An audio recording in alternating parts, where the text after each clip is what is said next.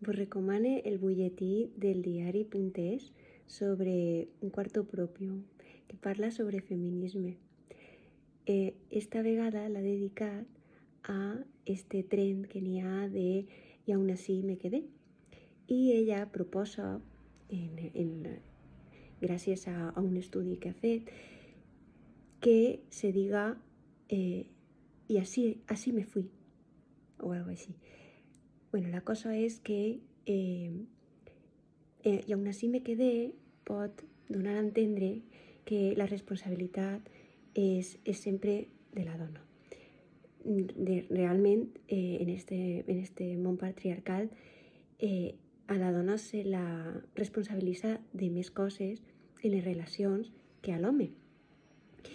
I això és una cosa que ha de canviar, s'ha de repartir la responsabilitat. I seria més positiu compartir les experiències en les que hem pogut eixir d'eixa situació patriarcal, no? I ens hem empoderat per a reivindicar els nostres drets, les nostres necessitats, per a crear unes relacions més igualitàries. Jo vos recomano molt que llegiu, ho podeu trobar en el diari digital, el Diario.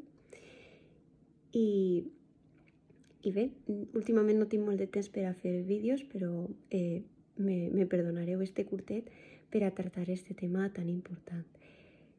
A més, jo com a psicòloga sí que reconec que en els meus clients treballem molt la responsabilitat. Què podem fer nosaltres? Com deixant un poc de banda que no depèn de nosaltres, no?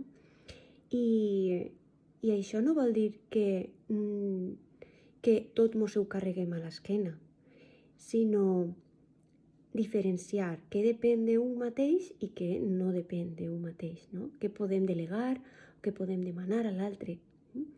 En una relació entre dues persones s'ha de crear relacions horitzontals, inclús està veient-se fins i tot a nivell empresarial, a nivell d'organitzacions laborals, s'està veient que les relacions horitzontals són molt més satisfactòries, molt més productives inclús que les relacions verticals.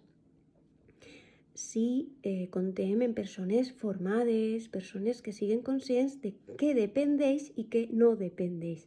És un dels requisits, no? I una altra cosa que n'hi ha que també diferenciar és la responsabilitat de la culpa. N'hi ha moltes persones que pensem que és el mateix.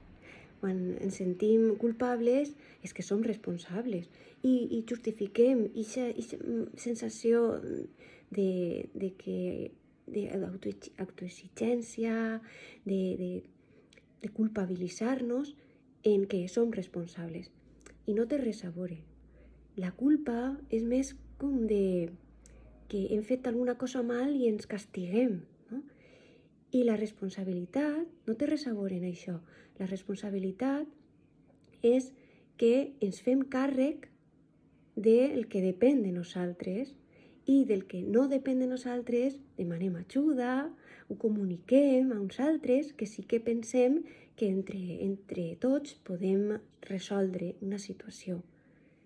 I, per tant, la paraula culpa jo crec que és que no té molt de recorregut. És una paraula que, com la paraula sorpresa, és com, hauria de ser molt més